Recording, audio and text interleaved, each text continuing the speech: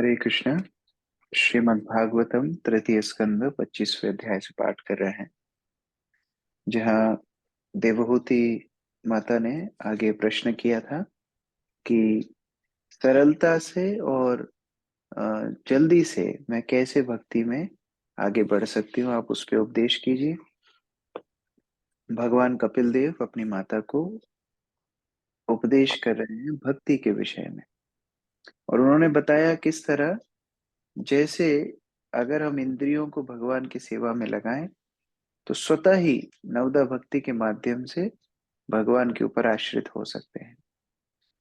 आगे उन्होंने ये भी बताया कि मायावादी दार्शनिक जो भगवान में मिलना चाहते हैं, जो भगवान में अपने स्वरूप को खोना चाहते हैं, वो भक्त नहीं है, क्योंकि शुद्ध भक्त हमेशा भगवान की सेवा में लगना चाहते हैं, उनके साथ मिलना नहीं चाहते, उनके साथ एक शरीर के साथ उनके एक मिलना नहीं चाहते। आगे श्लोक संख्या 35 से हम पाठ कर रहे हैं। पश्यन्ति ते मे रुचिराणि अम्बशन्ता प्रसन्नवक्त्रारुणलोचनानि रूपाणि दिव्यानि वरप्रदानि शाकं वाचं स्पृहिणयां वदन्ति।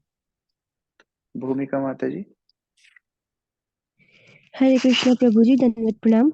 हे माता, मेरे भक्त नित्य ही उदीयमान प्रभात के सूर्य सहर्ष नेत्रों से युक्त मेरे प्रसन्न मुखमंडल वाले रूप का अवलोकन करते हैं।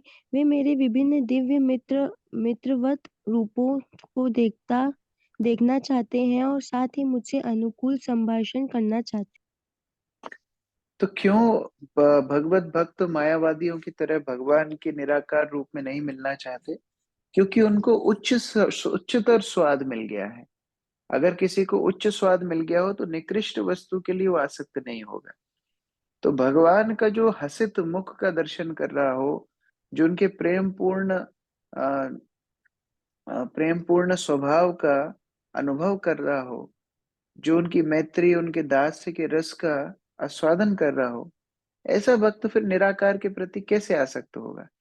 जिनको ये अभ्यास नहीं, अनुभव नहीं है, वो लोग हो सकते हैं, लेकिन भगवत भक्त तो नित्य रूप से भगवान के हसमुख मुखारविंद का दर्शन करते रहते हैं।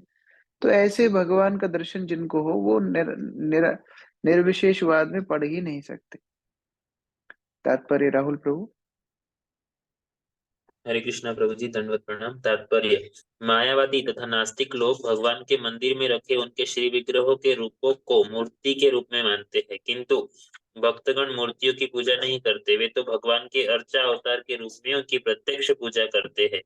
अर्चा से उस रूप का बोध होता है जिसे हम वर्तमान परिस्थिति में पूज सकते हैं। वस्तुतः वर्तमान अवस्था में ईश्वर को उनके आध्यात्मिक रूप में देख पाना संभव नहीं है, क्योंकि हमारे नेत्र तथा इंद्रियां आध्यात्मिक रूप की कल्पना नहीं कर सकती।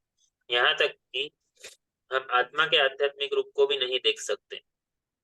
जब मनुष्य मरता है तो हम यह नहीं देख पाते कि आध्यात्मिक रूप किस तरह शरीर को त्यागता है। यह हमारी इंद्रियों का दोष है। हम अपनी इंद्रियों से देख पाए इस हेतु भगवान उपयुक्त रूप ग्रहण करते हैं, जिसे अर्चा विग्रह कहते हैं। कभी कभी अर्चा विग्रह अर्चा अवतार कहलाता है, जो भगवान से भिन्न नहीं है। जिस प्रकार पूर्ण पुरुषोत्तम भगवान अनेक अवतार ग्रहण करते हैं, उसी तरह वह मिट्टी, लकड़ी, धातु, रत्न जैसे पदार्थों के रूपों को ग्रहण करते हैं। भगवान के स्वरूप अंकन के लिए शास्त्रों में अनेक आदेश मिलते हैं। ये स्वरूप भौतिक नहीं है। यदि ईश्वर सर्वव्यापी है तो वह भौतिक तत्वों में भी विद्यमान है। इस विषय में कोई आशंका नहीं है, किंतु नास्तिक उसे उल्टा ही सोचते हैं। यद्यपि वे उपदेश देते हैं कि हर वस्तु ईश्वर है, किंतु जब वे मंदिर में जाते हैं और भगवान के रूप को देखते हैं तो वे उसे ईश्वर मानने से मुकर जाते हैं। उनके ही सिद्धांत के अनुसार हर वस्तु ईश्वर है, तो फिर यह अर्चा विग्रह ईश्वर क्यों नहीं? वास्तव में उन्हें ईश्वर का कोई बोध नहीं है, किंतु भक्तों की दृष्टि इनसे भिन्न होती है। उनकी दृष्टि परमेश्वर से सिक्त रहती है।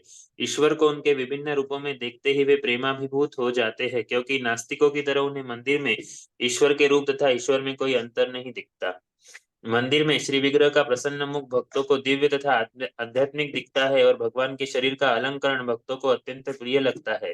गुरु का कर्तव्य है कि वह मंदिर में श्री विग्रह को अलंकृत करने, मंदिर को स्वच्छ करने तथा श्री विग्रह की पूजा करने की विधि बताए।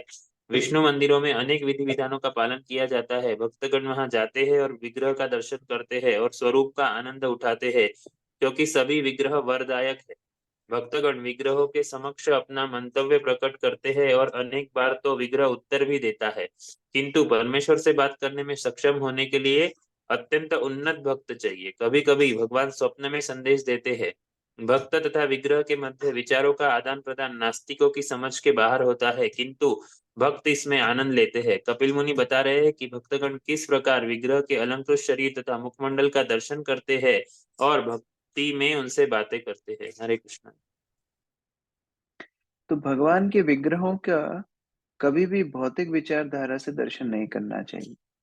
भगवान स्वयं कृपा से अपने आप को विग्रहों के रूप में हमारे सामने प्रकट करते हैं। हम तो स्वयं को भी नहीं देख सकते, हम जीवात्मा हैं, हम स्वयं को क्या कहाँ देख पाते हैं। तो भगवान को अपनी भौतिक इंद्रियों से देखना हमारे लिए संभव नहीं। लेकिन अगर वो स्वयं अपने आप को प्रदर्शित कर दें, अपने आप का दर्शन दे दें, तो हम उनका दर्शन कर सकते हैं। तो जो भगवान के विग्रहों की सेवा करते हैं, जो भगवान के मंदिरों में भगवान के विग्रहों का दर्शन करने जाते हैं, वास्तव में साक्षात भगवान की सानिध्य को प्राप्त कर रहे हैं। तो ऐसे भक्त लोग जो सही भाव से विग्रहों के दर्शन करेंगे, विग्रह उनके साथ आदान प्रदान भी करते हैं, विग्रह उनके साथ बातचीत भी करते हैं, विग्रह उनके साथ प्रेरणा भी देते हैं, स्वप्न में आकर भी प्रेरणा देते हैं। तो इस प्रकार से जो भगवत भक्त हैं, उनको निराकार के प्रति आसक्ति नहीं रहती, क्योंकि वो सगुण साकार रूप में भगवान का दर्शन विग्रहों के रूप में करते हैं। तैर्दर्शनीय वयवैरुदार विलासहासेक्षित वामशुक्तै हृतात्मनो हृत प्राणांश्च भक्ते ऋनिच्छतो मे गतिम अविन प्रयुंक्ते। संजय प्रभु, संजय प्रभु पढ़िए। ठीक है, अक्रूर प्रभु। हरे कृष्ण प्रभु जी। श्री भगवान के मुस्कुराते तथा आकर्षक स्वरूप को देखकर तथा उनके अत्यंत मोहक शब्दों को सुनकर शुद्ध भक्त अपनी अन्य समस्त चेतना खो बैठता है। उसकी इंद्रिया अन्य समस्त कार्यों से मुक्त होकर भक्ति में सेवा में तल्लीन हो जाती है। इसी प्रकार अनिश्चित ही सही उसे अनायास मुक्ति प्राप्त हो जाती है। हरे कृष्ण तो ये प्रभु। मुक्ति प्राप्त करने के लिए सहजतम उपाय है। भगवत चिंतन में, भगवान के दर्शन में, भगवान के मनमोहक आभाव स्वभाव को देख करके भक्त इतना मोहित हो जाता है कि उसको भौतिक विचार होता ही नहीं है, उसको कोई आसक्ति प्रभावित करती ही नहीं। तो ऐसा भक्त स्वतः ही मुक्ति प्राप्त कर लेता है। बसंत प्रभु। हरे कृष्णा। धन्यवाद, प्रणाम प्रभु जी। तात्पर्य: भक्तों की 3 श्रेणियां हैं, उत्तम, मध्यम तथा कनिष्ठ। कनिष्ठ श्रेणी तक के भक्त मुक्त हो जाते हैं। इस श्लोक में बताया गया है कि ज्ञान न होने पर भी मंदिर में विग्रह का अलंकरण देखकर भक्त उसी के ध्यान में तल्लीन होकर अन्य समस्त चेतना खो देता है। इस तरह मात्र कृष्ण चेतना में अपने को स्थिर करते हुए और इंद्रियों को भगवान की सेवा में लगाकर मनुष्य अनजाने ही मुक्त हो जाता है। इसकी पुष्टि श्रीमद् भगवत गीता में भी हुई है। केवल शास्त्र अनुमोदित और मिश्रित भक्ति करने से मनुष्य ब्रह्म समान होता है। श्रीमद् भगवत गीता में कहा गया है, ब्रह्म भूयाय कल्पते। इसका आशय यह हुआ कि जीव अपनी आदि अवस्था में ब्रह्म है, क्योंकि वह पर ब्रह्म का अंश है, किंतु अपने इस वास्तविक स्वभाव को कि वह भगवान का शाश्वत दास है भूल जाने से वह माया द्वारा मोहित हो जाता है। अपनी वास्तविक स्वाभाविक स्थिति की विस्मृति ही माया है। अन्यथा वह शाश्वत रूप से ब्रह्म है। जब तक मनुष्य को अपनी स्थिति के प्रति सचेत रहने की शिक्षा दी जाती है तो वह समझने लगता है कि वह भगवान का दास है। ब्रह्म आत्म साक्षात्कार की दशा का सूचक है। यहाँ तक कि कनिष्ठ श्रेणी का वह भक्त भी जिसे परम सत्य का ज्ञान नहीं होता और जो केवल श्रद्धा पूर्वक भगवान को नमस्कार करता है, उनका चिंतन करता है, मंदिर में उनका दर्शन करता है और विग्रह में चढ़ाने के लिए फूल तथा फल लाता है, वह भी अनजाने ही मुक्त हो जाता है। श्रद्धा यान्विता अर्थात अत्यंत भक्ति पूर्वक भक्तगण विग्रह को सम्मान करते तथा सामग्री भेंट करते हैं। श्री राधा कृष्ण, लक्ष्मी नारायण तथा सीताराम के विग्रह भक्तों के लिए अत्यंत मोहक होते हैं। अतः जब वे मंदिर में उन्हें सज्जित रूप में देखते हैं तो भगवान के विचारों में मग्न हो जाते हैं। यही मुक्ति की दशा है। दूसरे शब्दों में यहाँ इसकी पुष्टि हुई है कि निम्न श्रेणी का भक्त भी उनकी अपेक्षा दिव्य स्थिति में होता है, जो चिंतन या अन्य साधनों से मुक्ति का प्रयास करते।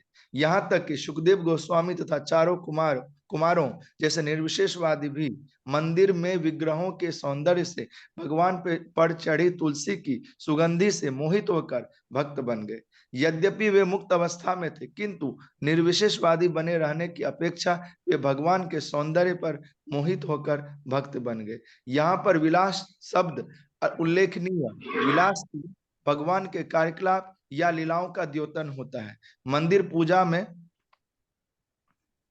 मंदिर पूजा के कार्यों में यह निश्चित है कि मनुष्य को मंदिर में भगवान को सजा धजा देखने ही नहीं जाना चाहिए, अपितु उसे श्रीमद् भगवत गीता या ऐसे ही साहित्य का पाठ सुनना चाहिए जिनका मंदिर में नियमित पाठ होता है। वृंदावन में यह प्रथा है, प्रत्येक मंदिर में शास्त्रों का वाचन होता है। यहाँ तक कि निम्न श्रेणी के भक्तों को, जिनके पास ना तो साहित्यिक ज्ञान है, ना ही जिन्हें भागवत या भगवत गीता पढ़ने की फुर्सत है, उन्हें भगवान की लीलाओं का श्रवण करने का अवसर मिलता है। इस प्रकार उनके मन निरंतर भगवान के विचारों में, उनके रूप, कार्यकलापों तथा उनके दिव्य स्वभाव में डूबे रहते हैं। कृष्ण चेतना की यह अवस्था मुक्त अवस्था है। इसलिए भगवान श्री चैतन्य ने भक्ति संपन्न करने के लिए 5 विधियों की संस्तुति की है। पहला, भगवान के पवित्र नामों का कीर्तन, हरे कृष्ण कृष्ण कृष्ण हरे हरे, हरे राम राम राम हरे हरे। दूसरा, भक्तों की संगति तथा यथासंभव उनकी सेवा करना। तृतीय, श्रीमद् भागवत सुनना। चतुर्थ, श्रृंगार किए गए मंदिर तथा अर्चा विग्रह का दर्शन करना। और संभव हो तो पंचम, वृंदावन या मथुरा जैसे स्थान में रहना। इन 5 के द्वारा ही भक्तों को परम सिद्धावस्था प्राप्त हो सकती है। इसकी पुष्टि श्रीमद् भगवत गीता में और यहाँ पर श्रीमद् भागवत में की गई है। समस्त वैदिक साहित्यिक स्वीकार करता है कि निम्न कोटि का भी भक्त मुक्ति लाभ कर सकता है। हरे कृष्ण। 3 प्रकार के भक्तों का वर्णन कई बार भागवत में हमने पढ़ा है। कनिष्ठ अधिकारी, मध्यम अधिकारी, उत्तम अधिकारी। कनिष्ठ अधिकारी मतलब जो नव दीक्षित भक्त हो, एकदम ही भक्ति में नया नया प्रवेश किया है, उसकी भगवान के विग्रहों के प्रति तो श्रद्धा है। हो सकता है भक्तों का सम्मान उतना करना वो नहीं समझ पाया अभी तक, लेकिन कम से कम भगवान के विग्रह से उसको आसक्ति है। प्रभुपाद जी बता रहे हैं कि उस स्तर का भक्त भी अपनी ब्रह्म अवस्था को प्राप्त कर सकता है। ब्रह्म अवस्था क्या है? अहम ब्रह्मास्मि, मैं पर ब्रह्म का अंश हूं, मैं ब्रह्म हूं। और क्योंकि मैं पर ब्रह्म का अंश हूं, अंश का कर्तव्य है कि अपने स्तोत्र की सेवा करे। इसीलिए हर जीवात्मा भगवान का सेवक है। ये साक्षात्कार एक नए से नए भक्त को भी हो सकता है, तो उत्तम भक्तों की तो क्या बात है। इसलिए जब मंदिर जाएं तो केवल और केवल दर्शन करने में नहीं, लेकिन भगवान की कथा सुनना, इन तथ्य को समझना आवश्यक है। इसलिए मंदिर के प्रयोजन क्या क्या है? मंदिर में जाने से कृष्ण दर्शन मिलता है, कृष्ण नाम मिलता है, कृष्ण कथा मिलती है, कृष्ण भक्तों का संग मिलता है, कृष्ण सेवा मिलती है और कृष्ण प्रसाद मिलता है। सभी आवश्यक है। मुख्य 5 अंग रूप गोस्वामी द्वारा जो बताए गए हैं प्रभुपाद बता रहे हैं। भगवत नाम संकीर्तन, भक्तों का संग, भागवत श्रवण, भगवान के विग्रहों का दर्शन सेवा और वृंदावन मथुरा जैसे धामों में वास। ये पांचों अंग भक्ति के लिए बहुत आवश्यक है। अथो विभूतिं मम माय विनस्त्वम् ऐश्वर्यमष्टांगमनुप्रवृत्तम् श्रियं भागवतीं वा प्रियन्ति भद्राम् परस्य मे ते शृण्वते तु लोके। प्रफुल्ल प्रभु पढ़िए। हरे कृष्ण, दंडवत प्रणाम। इस प्रकार मेरे ही विचारों में निमग्न रहने के कारण भक्त को उच्चतर ग्रह मंडल में प्राप्त श्रेष्ठ वर, जिसमें सत्यलोक भी सम्मिलित है, की भी इच्छा नहीं रह जाती। उसमें योग से प्राप्त होने वाली अष्ट सिद्धियों की भी कामना नहीं रह जाती, और न ही वह ईश्वर के धाम पहुंचना चाहता है। तथापि न चाहते हुए भी भक्त इसी जीवन में प्रदान किए गए उन समस्त वरदानों को भोगता है। हरे कृष्ण। जिसको भगवान की संगति प्राप्त हो गई हो, फिर उसके लिए और कोई प्राप्य वस्तु नहीं रह जाए। ये भक्त इसीलिए शांत रहते हैं। भुक्ति मुक्ति सिद्धि कामी सकल या शांत, कृष्ण भक्त निष्कामत एव शांत। भुक्ति कामी भाग रहा है, कैसे मेरे इंद्रियों का मैं तृप्ति कर सकूं। मुक्ति कामी भाग रहा है, कैसे मैं मोक्ष प्राप्त कर लूं। योगी भाग रहा है, कैसे मैं योग सिद्धियां प्राप्त कर लूं। लेकिन भक्त को पता है, नहीं, मुझे भगवान की सेवा करना है। मैं घर में रहूं, वन में रहूं, स्वर्ग में रहूं, नरक में रहूं, भगवत धाम में रहूं, भौतिक संसार में रहूं, मुझे भगवान की सेवा करना है। तो यह कपिल मुनि कितना सरल रूप से बता रहे हैं। भक्त को सत्यलोक तक की कामना नहीं है, जहां ब्रह्मा जी इत्यादि रहते हैं। कोई सिद्धियों की कामना नहीं है। प्रभुपाद जी से एक बार किसी ने पूछा था, प्रभुपाद, एक योगी है जो पानी पर चलता है। प्रभुपाद बोले, उसका क्या मूल्य, उसने पूरा जीवन योग सिद्धि करके पानी पे चला है। तो ये काम तो हम नाव में बैठकर भी पार कर सकते हैं, लेकिन भगवत भक्ति का क्या, उसकी मुक्ति का क्या, वो क्या अपने सांसारिक कामनाओं से मुक्त हो गया है, वो ज्यादा जरूरी है। तो जो ये सब चीजों के प्रति आकर्षित होते हैं, वो वास्तव में भक्ति के पद के लायक नहीं। थोड़ा किसी ने चमत्कार दिखा दिया, उसके पीछे भागने लगे, नहीं। भगवान के भक्त इन योगियों की सिद्धियों के पीछे नहीं, ईश्वर भगवान के धाम जाने के लिए भी आसक्त नहीं। जहां भगवान उनको सेवा देंगे, वहां रह करके भगवान की भक्ति सेवा करने के लिए संतुष्ट रहते हैं। ये भक्तों का एक विशेष गुण है। हरिप्रिया माता जी, तात्पर्य। हरे कृष्णा प्रभु जी, दंडवत प्रणाम। माया द्वारा प्रदत्त विभूतियां कई प्रकार की होती हैं। हमें इसी लोक में विभिन्न प्रकार के भौतिक सुखों का अनुभव रहता है। किंतु यदि कोई उच्चतर लोकों यथा चंद्रलोक, सूर्यलोक या इनसे भी ऊंचे महर लोक, जनलोक या तपोलोक या कि अंततः ब्रह्मा द्वारा निवसित सर्वोच्च लोक सत्यलोक पहुंच जाए, तो वहां भौतिक सुखभोग के लिए महती संभावनाएं हैं। उदाहरणार्थ, वहां पर इस लोक की अपेक्षा जीवन कहीं अधिक दीर्घ है। कहा जाता है कि चंद्रमा में जीवन अवधि ऐसी है कि हमारे 6 मास वहां के एक दिन के तुल्य हैं। सर्वोच्च लोक में जीवन की अवधि की हम कल्पना भी नहीं कर सकते। भगवत गीता में कहा गया है कि ब्रह्मा के 12 घंटे बड़े से बड़े गणितज्ञ के लिए अकल्पनीय है। यह सभी भगवान की बहिरंगा शक्ति या माया के वर्णन है। इनके अतिरिक्त अन्य ऐश्वर्य भी हैं, जिन्हें योगी अपनी योग शक्ति से प्राप्त कर सकते हैं। यह सभी भौतिक हैं। भक्त इन समस्त भौतिक भोगों की कामना नहीं करता, यद्यपि ये इच्छा मात्र से उन्हें सुलभ हो सकते हैं। भगवत कृपा से भक्त इच्छा मात्र से आश्चर्यजनक सफलता प्राप्त कर सकता है, किंतु वास्तविक भक्त को इन सब की इच्छा नहीं होती। भगवान चैतन्य महाप्रभु की शिक्षा है कि मनुष्य को ना तो भौतिक ऐश्वर्य या ख्याति की कामना करनी चाहिए, ना भौतिक सौंदर्य का भोग करना चाहिए। उसे तो भगवान की भक्ति में तल्लीन रहने की कामना करनी चाहिए, भले ही उसे मुक्ति लाभ ना हो और अनंत काल तक जन्म मृत्यु के चक्र में रहना पड़े। किंतु वास्तव में जो कृष्ण भक्ति में लगा रहता है, उसकी मुक्ति तो पहले से निश्चित है। भक्तगण स्वर्ग तथा वैकुंठ लोक के समस्त लाभों का भोग करते हैं। यहाँ पर इसका विशिष्ट रूप से उल्लेख भगवती भद्राम के रूप में हुआ है। वैकुंठ लोक में सब कुछ नित्य रूप से शांतिमय है, किंतु तो भी शुद्ध भक्त वहां नहीं जाना चाहता। फिर भी उसे यह लाभ प्राप्त होता है। उसे अपने इस जीवन में भौतिक तथा आध्यात्मिक जगतों की सारी सुविधाएं भोगने को उपलब्ध हो जाती हैं। हरे कृष्ण। तो अलग अलग जो लोक हैं, जितना उच्चतर लोकों में जाएंगे उतना उच्चतर जीवन के श्रेणियां हैं, उतना ज्यादा इंद्रिय तृप्ति के साधन हैं, लेकिन भक्त उनमें आसक्त नहीं होता है।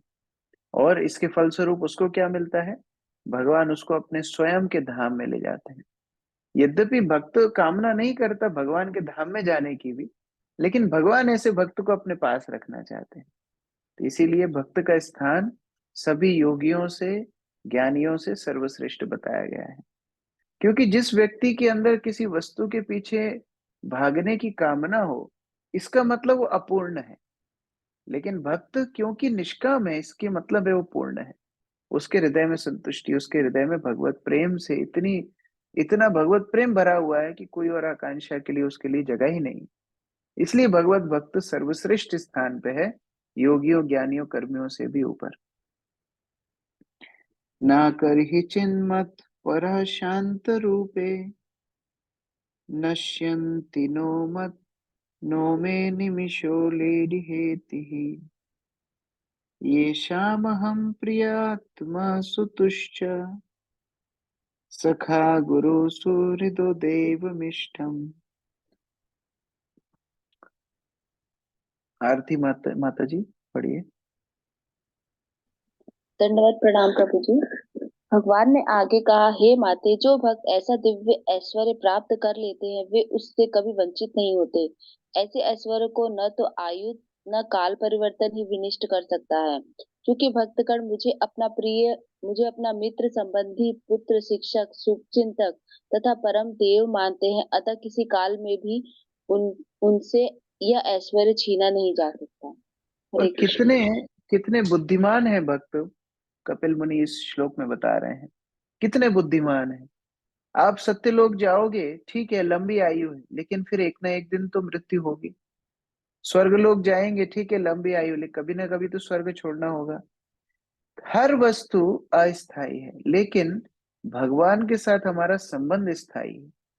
तो भक्त लोग यही चाहते हैं। जैसे एक योगी थे, एक भक्त थे, तो देवता उनको आकर के बोले, चलिए चलिए आप हमारे साथ स्वर्ग चलिए। तो उन्होंने पूछा, अच्छा स्वर्ग जाके क्या होगा, वहां से वापस आना पड़ेगा क्या? बोले हाँ, जब आपके पुण्य क्षीण हो जाएंगे आपको वापस आना पड़ेगा। तो उन्होंने बोला, फिर हमको जाने का क्या लाभ है, जहां से हमको वापस आना पड़े, ऐसे अस्थायी स्थान पे क्यों जाएंगे? हम ऐसे स्थान पे जाएंगे जहां हम स्थायी रूप से रह सके। किराए का मकान क्यों रखेंगे, हमको अपना घर, अपना खुद का घर चाहिए।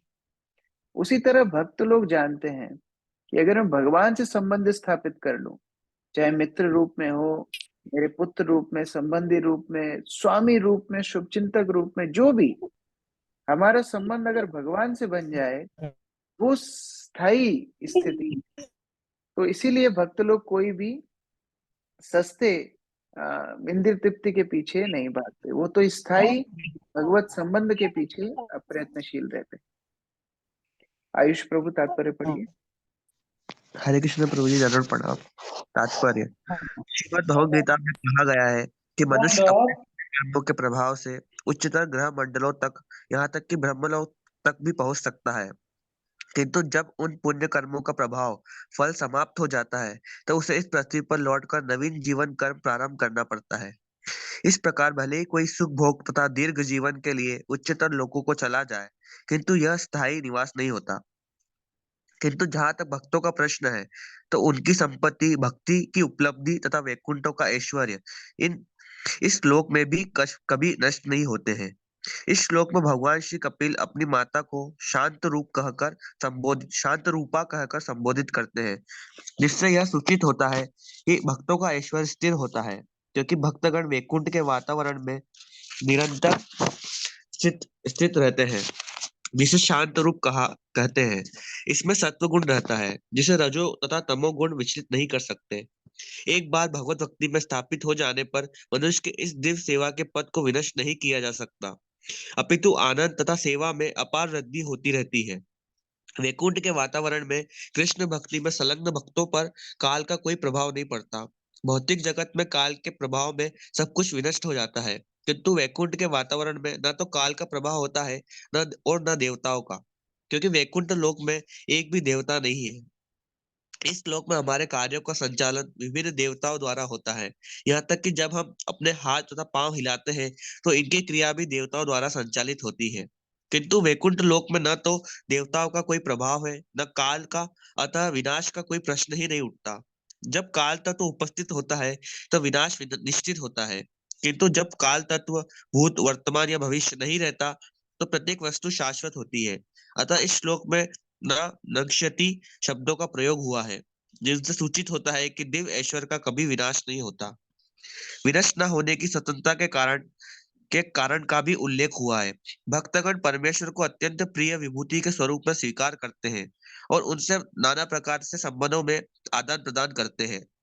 वे परमेश्वर को सर्वाधिक प्रिय मित्र, सर्वाधिक प्रिय परिजन, सर्वाधिक प्रिय पुत्र, सर्वाधिक प्रिय शिक्षक, सर्वाधिक प्रिय शुभचिंतक या सर्वाधिक प्रिय देव विग्रह के रूप में स्वीकार करते हैं। शिव भगवान सनातन है, अतः हम उनसे जो कोई भी संबंध स्थापित करते हैं वह भी सनातन होता है। यहाँ इसकी पुष्टि की गई है कि ऐसे संबंधों को विनष्ट नहीं किया जा सकता, परंतु उन संबंधों के ऐश्वर्य को भी नष्ट नहीं किया जा सकता। प्रत्येक जीव में किसी न किसी से प्रेम करने की प्रवृत्ति होती है।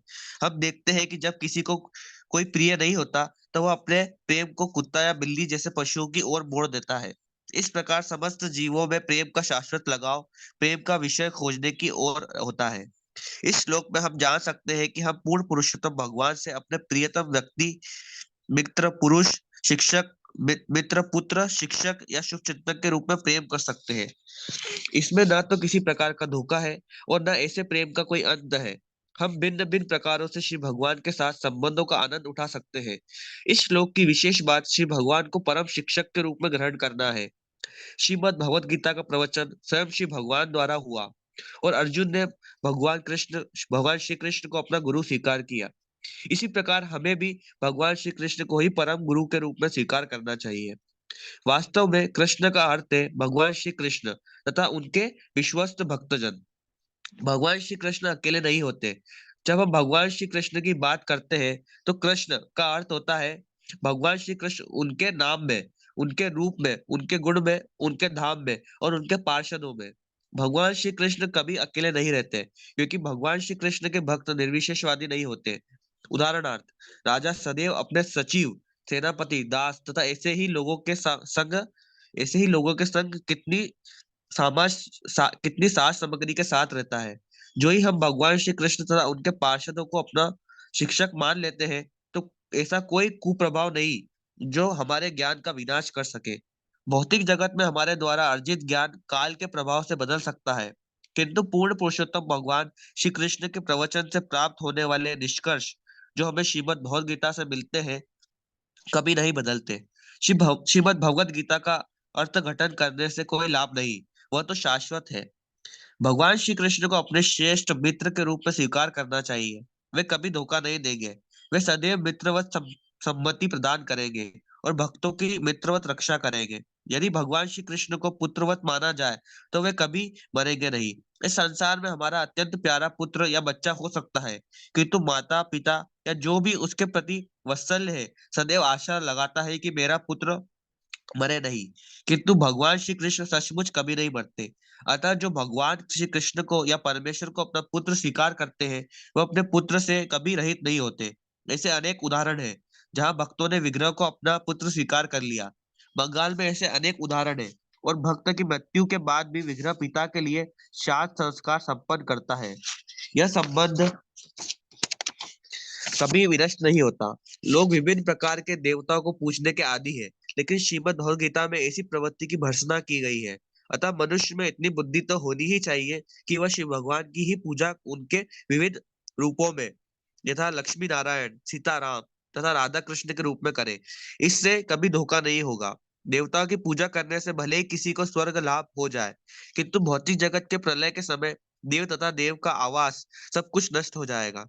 किंतु जो पूर्ण पुरुषोत्तम भगवान को पूछता है वह वैकुंठ लोक को जाएगा, जहाँ काल, विनाश या प्रलय का कोई प्रभाव नहीं पड़ता। निष्कर्ष यह है कि जो भक्त पूर्ण पुरुषोत्तम भगवान को अपना सर्वस्व मान लेते हैं, उस पर काल का प्रभाव नहीं पड़ता। हरे कृष्ण प्रभु।